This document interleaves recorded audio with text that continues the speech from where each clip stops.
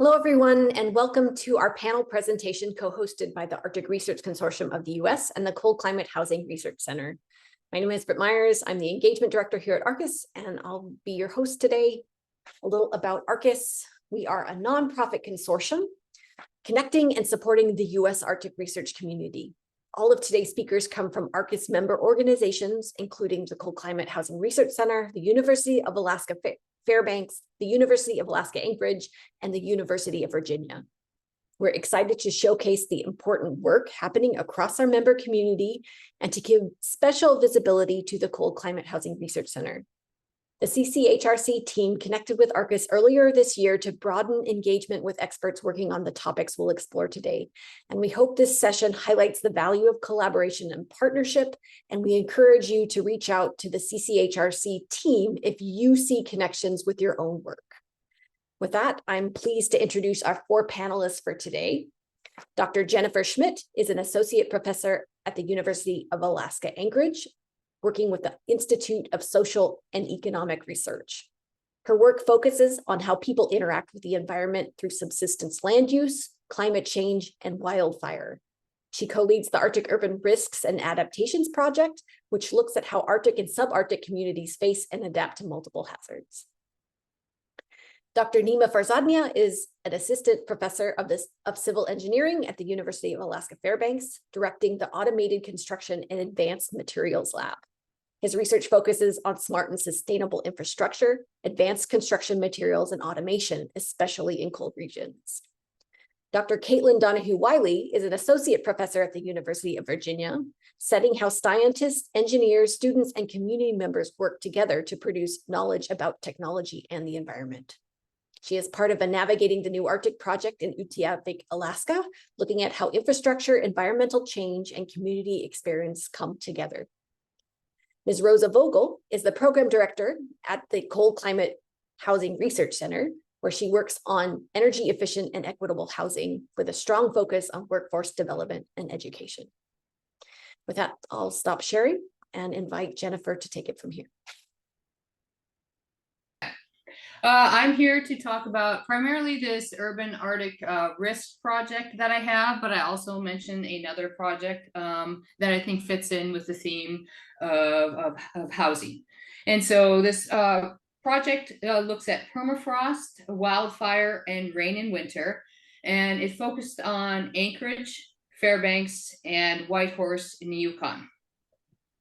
And so I have 10 minutes here, so let me start my timer so I don't run over. This is an example of a wildfire exposure map. So part of this project was to create spatial maps for each of our three study areas of each of the hazards and also project them out through time. So I don't have the time to go into a lot of detail. This is just an example of the wildfire exposure maps that I've created for Anchorage and Fairbanks. And in these maps, the blue is lower wildfire exposure and the yellow orange is higher wildfire exposure.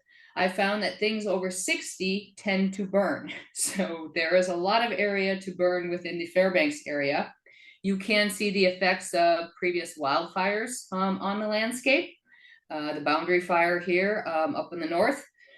You know, these maps have been used actually by the communities. So in Anchorage, we've used them to bring awareness to the wildfire issues that we have, and they've actually helped garner some support for fuel treatments around the Anchorage area.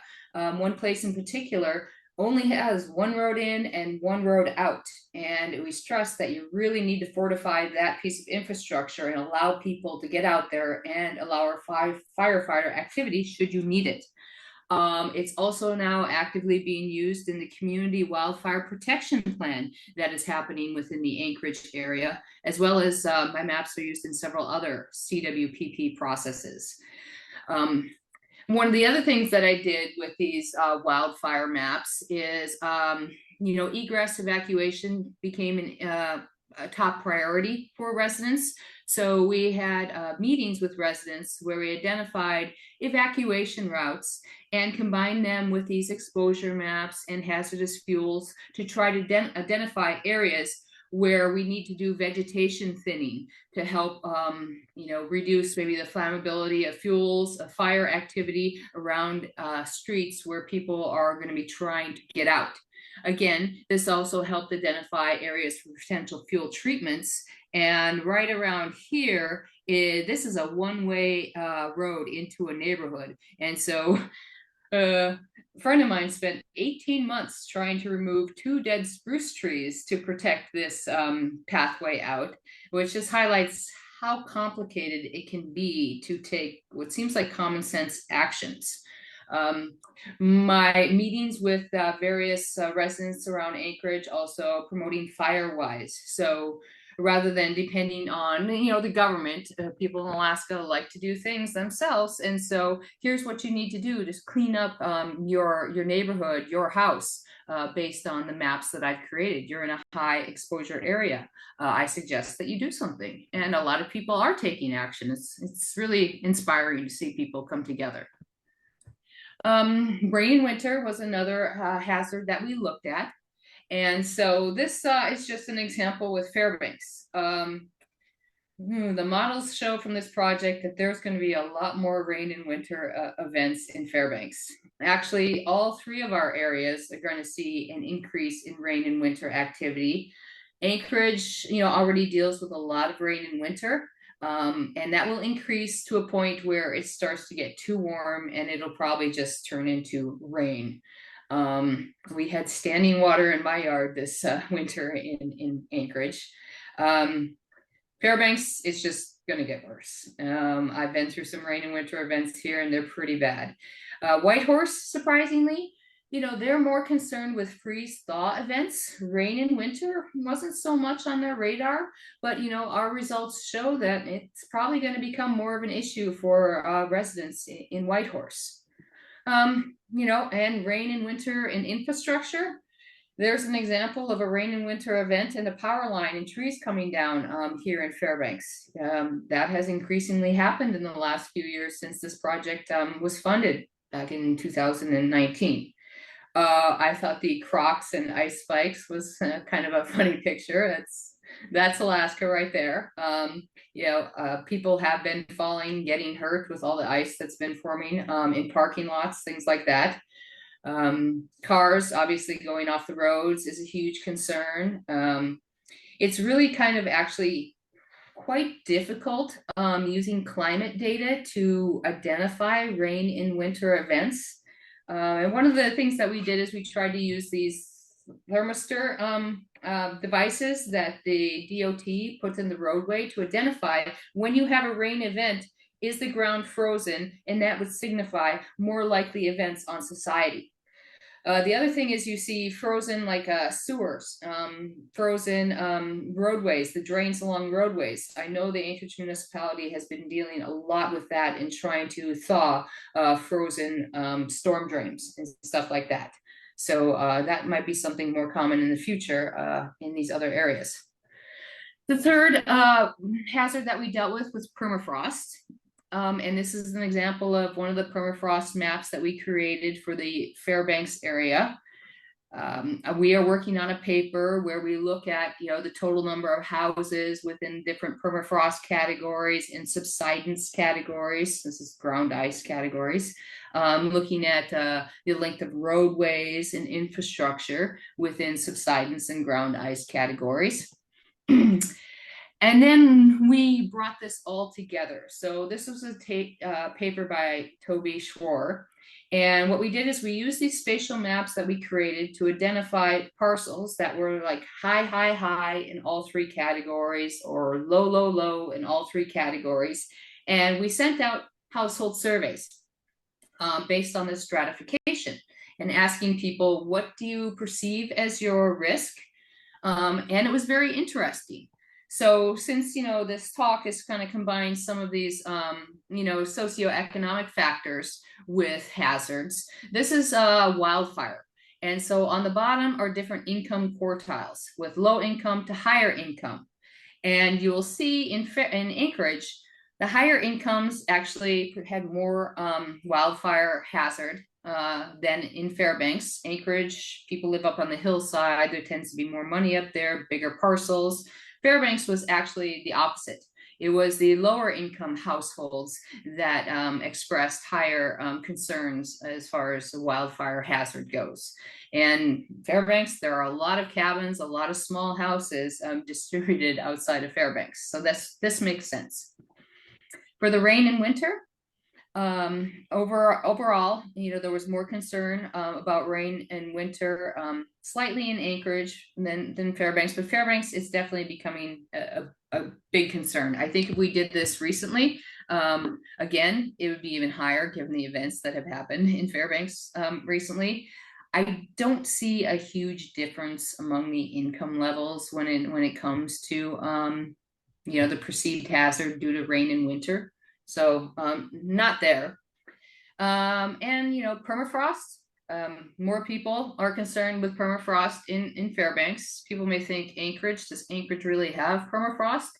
And there are areas of very sparse permafrost within the Anchorage area. Again, the higher income doesn't really deal with a lot of permafrost in Anchorage because you're up on the hillside. You're going to find that permafrost more in the bogs and areas that they filled in within the Anchorage area, but not a strong trend in the income. The other project that I wanted to talk about was this snow load issue, and this was recently funded by the National Science Foundation because we have had building collapses here in Anchorage, and actually somebody did die because of a building collapse. We had back-to-back heavy snowfall, and some of it came in big dumps.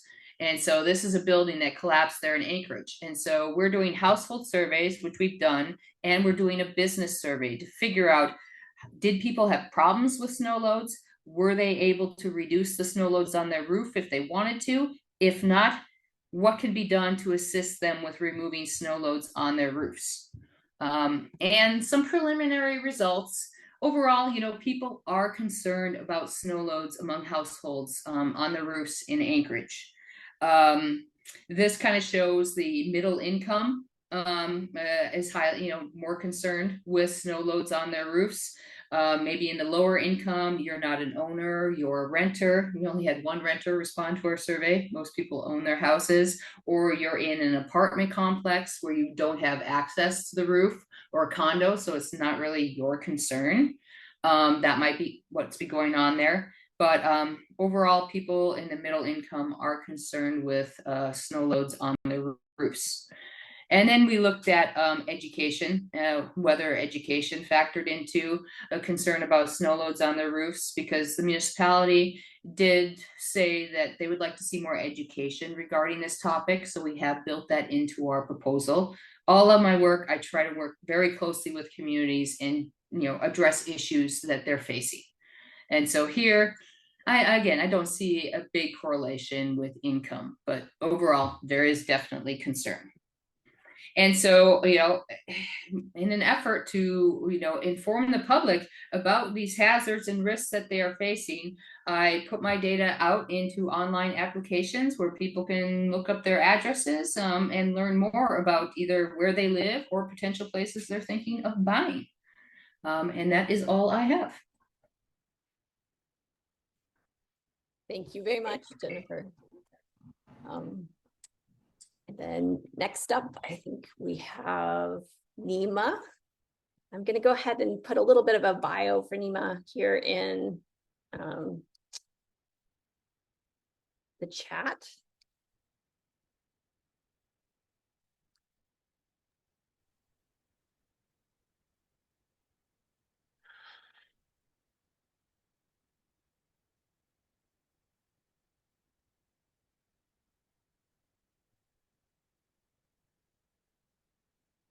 Okay, so Britt, can I start?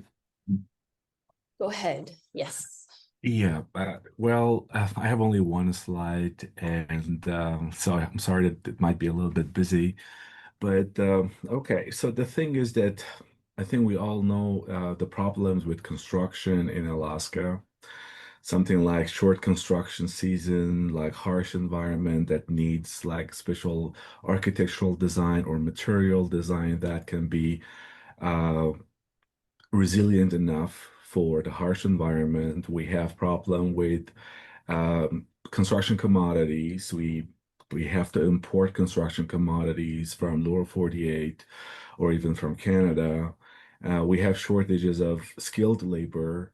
And anyway, all of this kind of like increases the cost of infrastructure development or housing tremendously compared to lower 48.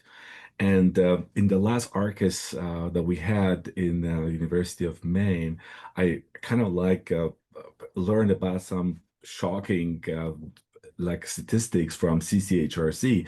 I hope that I recall that correctly, but they were talking about the need for about 50,000 houses in Alaska, and using conventional methods and materials that we have, it takes about 180 years to build those. I hope that Rosa can correct me if I'm wrong about this number, but the thing is that that is tremendous. That is huge. And so that's why it needs kind of like very careful attention to construction in Alaska.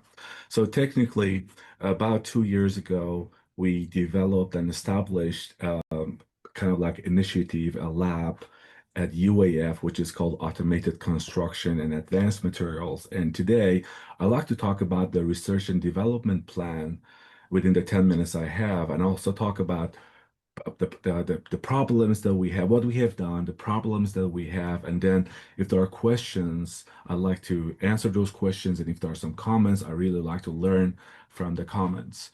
So the thing is that this automated construction is referring to automation anyway of different measures, like from robotics in construction to all the way to remote sensing to AI in construction. And talking about advanced materials, we are referring to alternative constructions using the material that are available in Alaska with advanced or enabled functions, which make them more resilient. The whole idea of this research and development plan is technically based on circular economy and in situ resource utilization, as you see I've mentioned here. So by circular economy, I mean that so the byproducts or even waste from one industry can be used in construction. So we make I mean that all the byproducts or natural resources and use them for construction to be able not to import commodities from lower 48. And that is exactly like what I said, in situ resource utilization. It means that we use local resources. And honestly, this term I've taken that from NASA because NASA needs to utilize resources on the moon or on Mars. So, and based on my collaboration with NASA, I can tell you that there are a lot of similarities between Alaska and NASA. Well, this plan is technically working, starts with identifying local materials. It means that what materials are available to us across Alaska, from Valdez to Nome, from Nome to Fairbanks, to the different parts across Alaska to Tok. And these materials can be different. For example, in Tok, we have a lot of volcanic ashes. In Valdez, we have glacial till, for example. In Nome, we have wastewater treatment sludge, for example. In Fairbanks, we have fly ash, which is a byproduct of coal industry, or let's say the power plants, coal-fired power plants. And the first initiative that we started technically was going around to different locations and collecting samples. The good thing is that this lab, ACAM lab, I call it, so have grown very rapidly. Now we have about like 15 students, including PhD, one PhD student, about 5 master's degree, and about 8 or 9 undergraduate students working. So it gives us the kind of like the leeway and potential to kind of like expand our research to different locations. So we have been to Nome, to take some samples from there, to Del. I mean that we are taking some sample from Dellingham, from Bethel, from Kenny Lake, but we all started that from our own neighboring power plant, technically. So the whole initiative started from UAF. So, and then all these materials that are identified using the material science team, including myself, we characterize these materials and then develop formulations for alternative composites. It could be cementitious composites, it could be biocomposites, but technically first everything needs to be characterized, and then we formulate them, simulate them, and also evaluate the performance technically. So one thing probably I missed to say is that the core of this research and development plan is on artificial intelligence and tool development, because we have different types of materials across Alaska, coming from local resources, natural resources like silt, clay, volcanic ash, to industrial byproducts. Based on the location and based on the processes that they are manufactured, they have different chemical compositions, or the mineralogy is different. So that's why we can't come up with a universal formulation for them. This is where AI can help to come up with predictive models, or kind of like very fast and expedited formulation of the material. And at the same time, tool development is very important for us, because of the harsh environment that we have, most of the existing tools probably are not well tailored for Alaska needs, like the performance evaluation of Alaska needs. So that's why we need to develop our own tools. So and did you see that all this, like this picture you see here, this is a fly ash that we turned that into concrete with similar properties of Portland cement concrete. And not only we can produce concrete, we can also modify the, let's say, functions like printability. We can print these materials, and then I'm going to talk about it a little bit more, or probably I show you this video and you see that this little robot that we have in the lab is printing the material, the cementitious composite, which can be used in construction. So, and of course, all this, from local material identification to characterization and so on, definitely we need to, at some point of time, deploy them and scaling them up. And we have been working on that too, in collaboration with NREL, with Penn State University, with Extreme Habitats. And you see that this is the first house, or let's say shed, like it's a small house, a shed that we made in Fairbanks last summer and this summer. And you see here that we are printing a house in Nome. So they're technically, like I said, we're trying to address the problems. It still is a work in progress, and that's why one of the very important things is life cycle assessment, supply chain management. So by life cycle assessment, we need to figure out that if these identified local materials are viable for mass construction or not, for example. That's one of the things. In terms of costs, we need to make sure that all these efforts are comparable or even more economic than bringing or importing local materials from lower 48. And the other problem that we have is supply chain management. So we are dealing with utilities and facilities that are local to that location, and also the expertise that are available in that area, the location that we want to do construction, and more importantly, workforce development and training of the local people to be able to use the technologies. And this technology is not only robotic. I just put it here because that was very easy for me to add some pictures. We also using these materials for soil stabilization in collaboration with Department of Transportation. There are different ways that we can deploy and scale up the use of these materials. Again, however, there are a lot of issues to be addressed. This is a work in progress. My experience about a month ago, one of my students and we were in Nome, and this is interesting because my student is also working with CCHRC, and that's amazing to have that kind of collaboration. So we went there, we realized that, that we tried to understand the issue in Nome, housing is a big problem, specifically with the strategic importance of Nome in the future. The roads, the houses, that was honestly concerned me a lot. But at the same time, there are a lot of amazing people, beautiful people, enthusiastic to build things there. UAF has a campus there that they showed a lot of collaboration, cooperation, and interest in what we are doing. We visit some people from the utilities, from the city of Nome utilities like power plants. We talked to them, and they told us about the availability of potential materials that can be used.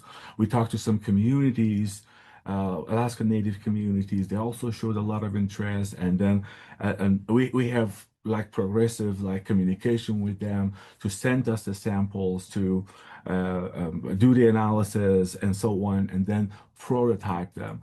But at the same time, prototyping in the lab for me is the easiest part. Deploying them, implementing them is a little bit more difficult, because when we are scaling up, the problems arise, including for example, mixing these materials, curing these materials. These are all the problems that need to be addressed.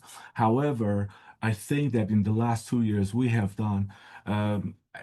a kind of like acceptable record of different projects that we have had with NASA, with Department of Transportation, with HUD. And that shows that we're in the right track, but we need help from communities, from other local universities. This R&D plan that you see here, about 4 months ago, we submitted a proposal to NSF, which worth about like $30 million to be able to incorporate AI and tool development. And I'm very happy to say that that proposal was a reflection of a collaboration from local industry in Alaska and people from different disciplines at UAF. And so I think that this could be one of the promising ways to solve the problem with construction. And like I said, the workforce development, besides all the technical parts, workforce development is very important for us, including training the students, training the local people, and maybe I can end my presentation. One word is that we can build for Alaska, by Alaska, from Alaskan materials, and we are developing robots. We purchased one or two robots. You see that we have a large scale robot, we have a smaller scale robots, and we are making our own robots using undergraduate students. I mean that this is their expertise brought into action. I think this is very promising, but we need very strong and kind of like effective collaboration from different communities, from local universities, as well as other universities who are available, who are ready to help us in this initiative and this objective that we have for Alaska. Alaska deserves a good. All the Alaskans deserve construction systems very similar to lower 48, and we have all the potential, all the local materials and technologies and expertise, but we have to, like I said, de-silo all the efforts, de-silo all the mechanisms that are available in Alaska. Thank you very much. I hope that I didn't talk too much more than my 10 minutes. I'm available after this to address some comments or questions and so on. I appreciate that. Thank you. Thank you very much, Nima. And we'll hold all questions until Caitlin has had a chance, and Rosa as well. So I'd like to welcome Caitlin, and I'm going to put those bios in the chat for you guys. And welcome Caitlin to the floor. Thank you. Hello. Can you guys see my slides? Okay, Yes. awesome. So I am Caitlin Wylie. I'm from the University of Virginia.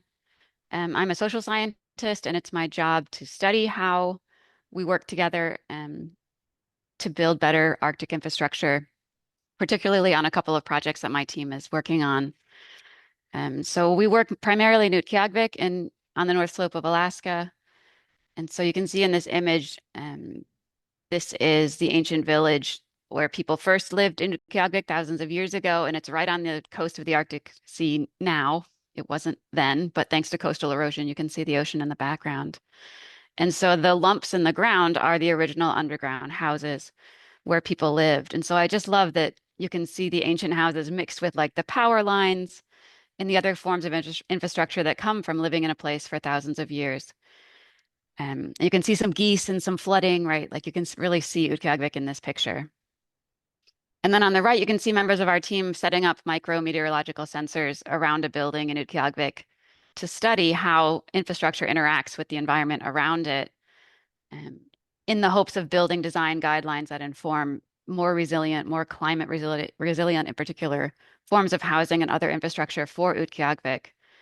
And so you can see the person with holding the cell phone on the left of this picture is Hannah Bradley, my collaborator, also a social scientist. And so she is doing her research by watching our team do their research. And so I really want to talk about that. Like, how do we do these kinds of projects together in a way that works for multiple disciplines, for communities, for Indigenous peoples? And how do we bring these all together? Because that's really hard. And so these are the research goals of our major NSF project, which ends this year. In brief, number 1 is a science goal. Number 2 is a design goal. Number 3 is a social science goal.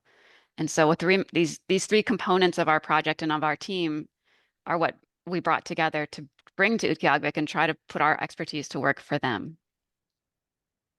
And so here's our team. There's a lot of us. We've had some more funding, so we've expanded on the original NSF team. You can see our long list of community partners. We are working closely with several organizations in Utqiaġvik so that their needs and their priorities can inform the research and so that we can build something that's actually useful. And so I just want to show you some of our techniques. We're primarily measuring permafrost stability and how we can improve it, how we can protect from permafrost from the warming effects of buildings and other infrastructure. And so you can see on the top left here, these are pilings under a building with lots of flooding. If you've been to the North Slope of Alaska, you've seen lots of buildings like this that flood, and then that standing water weakens the permafrost below the house, and that causes collapse, as well as other problems with housing. And so we installed these sensors like all over Utqiaġvik, particularly at our partners' buildings.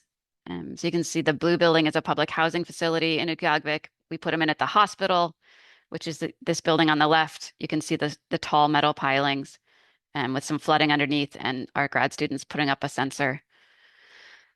And then the utilities co-op. So these 3 pictures on the lower right are Busey, which runs the utilities for Utqiaġvik. And so we're working closely with these community, like crucial infrastructure, to try to understand how their buildings interact with permafrost and how we can build future buildings that will reduce permafrost thaw as much as possible. And so there are 2 key findings coming out of this study, out of many findings. One is that water is really important for permafrost stability. And so that led to the design of a new project where we are specifically going to track how water drains in Utqiaġvik to try to work out ways to improve drainage design, and particularly where the city piles snow when they scrape it off the roads, so that when the snow melts, it'll drain in ways that are healthy for the community and that don't end up under people's houses. So that's one new project we're working on. The other thing we learned was a cultural insight, which is that Utqiaġvik has tons of plans for how they want to make their city better. And this is across our partner organizations, as well as at the city and borough level. And so we applied for a grant from the EPA to help Utqiaġvik do the projects that they want to do, that they already have planned, that they were ready to go on. And so those were the 2 major funding streams we went for after NNA. And we actually got the community change grant from the EPA, but it was terminated immediately after we started May 1st. It was terminated May 2nd. So that was a real loss for Utqiaġvik because that money was going to them, to Public Works, to Busey, to our other community organizations to do their projects, not to us to do our projects. So that was really a terrible thing. And we felt that was the best we could do for Utqiaġvik, is to bring in money for them to do their own infrastructure improvements, because they know better than anybody else what they need to improve their lifestyles and their communities. Luckily, we got some internal funding to continue doing a very small version of what we were hoping to do with the EPA, mostly more of a research study than an implementation study. And so that's what we're working on now, is tracking water and drainage in Utqiaġvik. And so one piece of feedback we've gotten from our collaborators is that they really wish we would do economic research. And the title of this panel is Socioeconomic Research. We're doing the social, we're working closely with them, and we're studying how we do it so that we can learn to do it better. But we don't have the expertise on our team to assess the costs of the design guidelines we might be proposing for future buildings, future infrastructure, for stacking the snow in particular places. Like, we just haven't done the economic analyses of that. And those are obviously really important pieces of data for government officials to be able to make good decisions about water management. So if you know how to do that, let us know. We could use the help.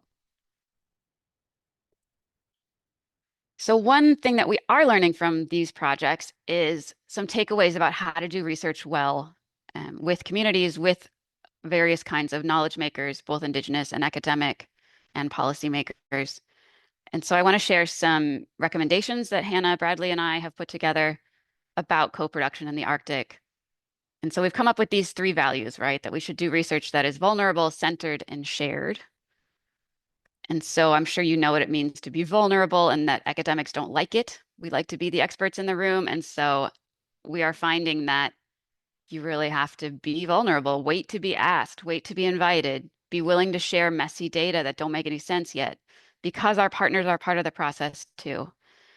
And so this uncertainty is what makes the project so effective and so useful, even though it's stressful for us. Like, we want to be in control. And so, yeah, that honesty and transparency is something we're working towards, and we hope other Arctic researchers are embracing, especially in community engaged projects like ours. And then the work should be centered in the place where we're working. We all have a lot of learning to do about Arctic cultures, particularly about Nuna, or land, in Inupiat. And so to go there, again, to be open-minded, to learn from the people we're working with and listen to their needs. That was the main goal of our first project, the NSF-funded project, and then for the EPA and internally funded projects, we really are focusing on what needs the communities told us about, particularly drainage, and the EPA addressed a whole variety of problems that they're having with infrastructure. So yeah, hang out, spend money, make friends. I want, the idea of a project is central to the way that I think about research, but it's not to the way anyone else thinks about research. And so it's important for us to learn that the relationships have to continue before and after the project, that the project is just one way to divide the work that we're doing with these communities. And finally, the importance of sharing. So inviting people to meetings, even if you're worried they might be bored, like, that should be their decision, not ours. Setting up some infrastructure to make it easier for partners to communicate, especially when you're far away geographically and time zone wise, like we are in Virginia from Utqiaġvik. And yeah, deciding what it is that we're trying to communicate to the community and what they're trying to communicate to us. What is outreach and what is collaboration? Because those are not the same. And what are the key takeaways? Like, what are the main messages we're trying to get across, and what are the main messages we should be receiving that our partners are trying to get across, is a really important space for building these partnerships and being able to improve infrastructure. So yeah, that's our model for now. Thank you. Thank you so much, Caitlin. I'm gonna see if Rosa, do you feel like you would like to share a few slides? Yeah, I'll go ahead.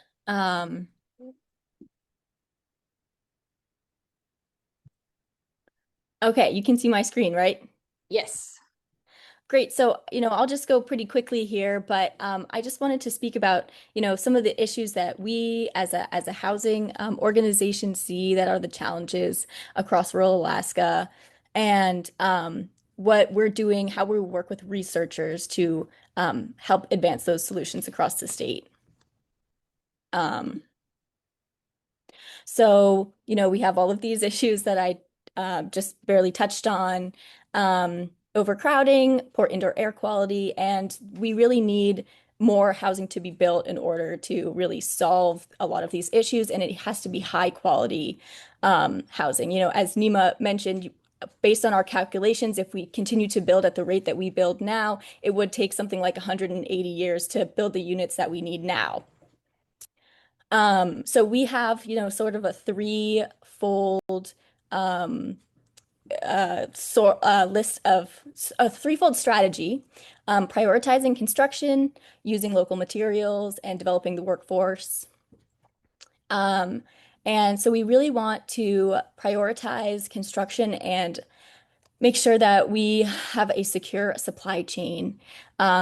Many communities can only receive their construction supplies by barge, which leads to really high transportation costs and a lot of delays. So one of CCHRC's goals is switching to standardized building systems. And one way that we're doing that is we're partnering with Alaska Adaptable Housing, and they're studying how to create an adaptable foundation system that can be moved and installed easily using like Lego-like pieces. So that's one thing. We also really support the use of local materials. Since construction materials are typically expensive and they have to be barged in, using local materials can really help alleviate some of the shipping burden. And creating local mills and processing plants creates jobs that expand the economies in rural communities. And CCHRC has put that to the test. We partnered with Sustainable Energy for Galena, Alaska, or SAGA, to conduct studies on building homes using local lumber. And the third part of our strategy is workforce development. Hiring and flying construction workers to rural job sites is really expensive and drastically increases the cost of construction. And having a trained local workforce can alleviate some of those issues. And building components like trusses that can be built before and shipped to the construction site in the off season can really lengthen the season and allow more homes to be built on the ground. And so here are some of the examples of the work that we're doing to solve those issues and implement our solutions. So we're working with the University at Buffalo with researcher Megan Holton on developing housing evaluation processes for climate adaptation in Alaska. This project will develop evaluation tools that communities can use to better understand their housing needs in changing climates. We've also worked with researcher Dr. Todd Neiswanger at Virginia Tech on the Design Depot, a project that's really creating a center for construction best practices in cold climates. And the goal of that project is to create a more efficient process for housing implementation and make it easier for communities to build homes. And last, CCHRC is working with the University of Alaska Fairbanks, ACEP, the Alaska Center for Energy and Power, Dr. Tom Marsick to partner on his research on heat pumps in cold climates. And that's why research plays such a critical role in advancing solutions for Northern and Arctic communities. CCHRC looks to Arctic research and materials research like Nima's as a valuable resource that inform what approaches may be most effective in creating real solutions for Alaskans and people across the circumpolar north. CCHRC helps to foster collaboration. We serve as a bridge between researchers, research institutions, and those working on the ground, so that knowledge can be shared and applied where it's most useful. Thanks. Thank you very much, Rosa. And we do have a few minutes left for some questions, and I'm going to kick things off just with one question for the whole panel. Everyone has a little bit of time to think about the questions that they might want to ask in the chat. But just to get us started, I wanted to ask, like, thinking about housing research, and it's often critiqued for not translating into affordable housing investments. So I wanted to ask the panel, how does your work engage with that particular challenge, and how can research and innovation better support policies, planning, and funding that results in real sustainable solutions? And I think everyone touched on that a little bit, but just curious if you have any follow-up thoughts about that.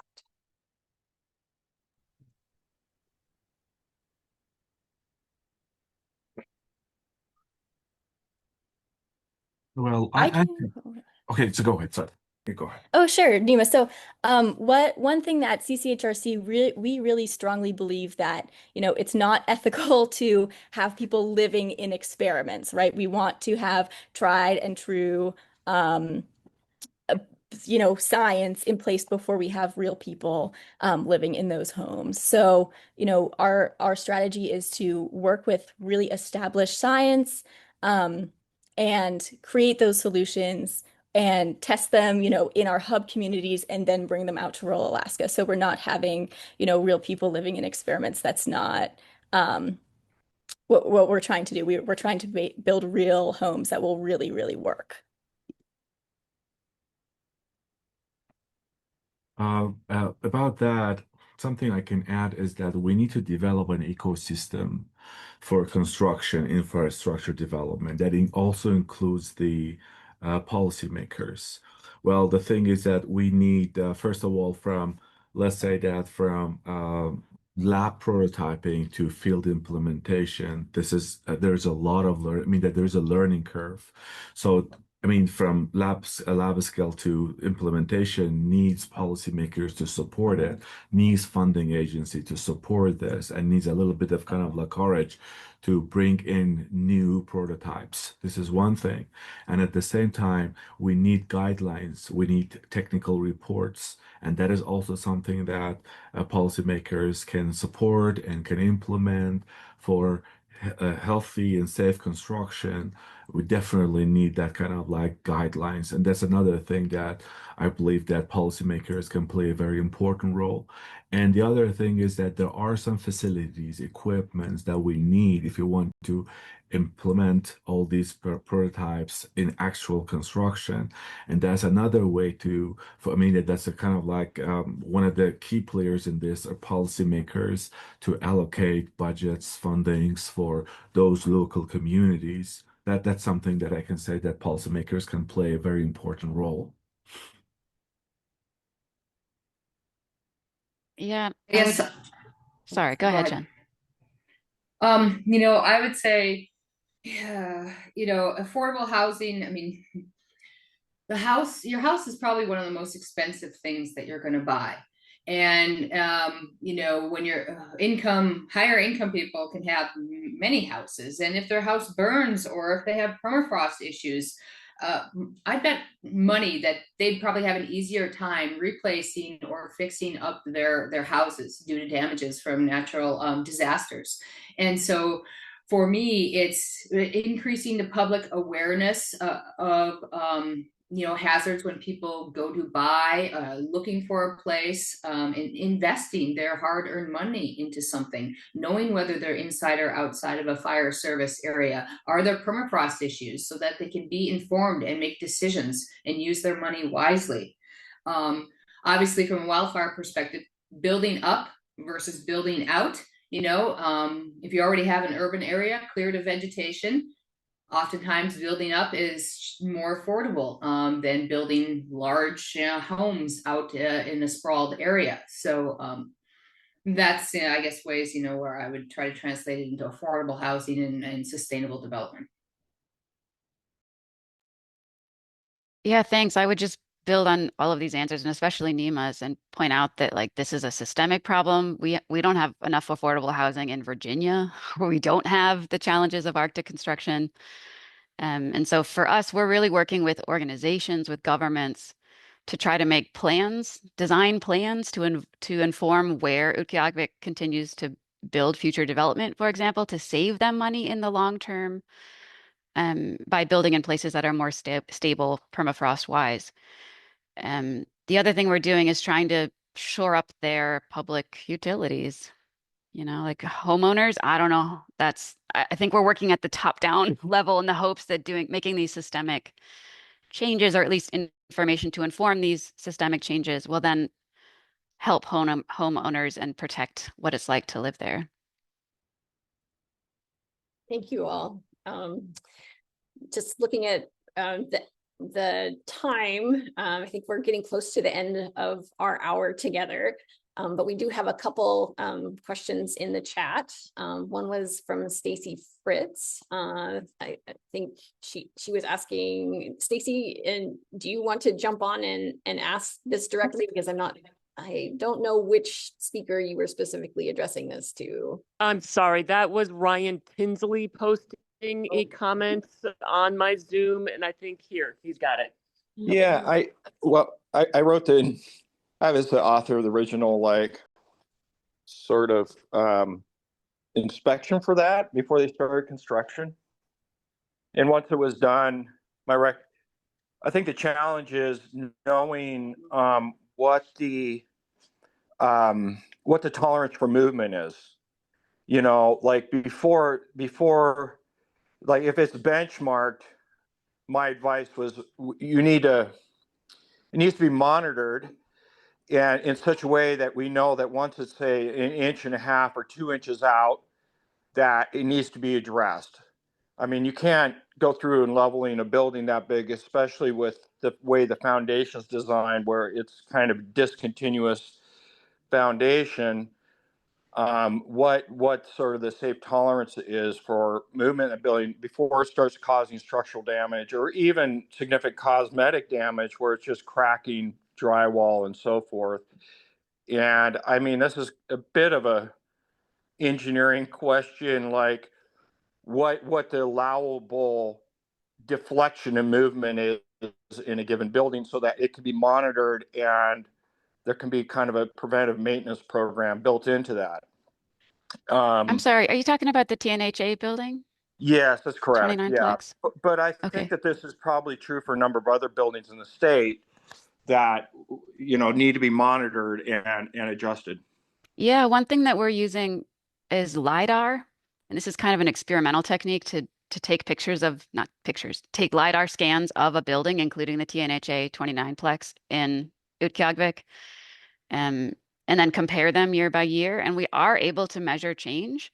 And the biggest change we measured was when it was re-leveled, which is really good ground truth to tell us that the technique works. The LiDAR was working at measuring small changes, because usually LiDAR has an error rate of like 5 inches or something.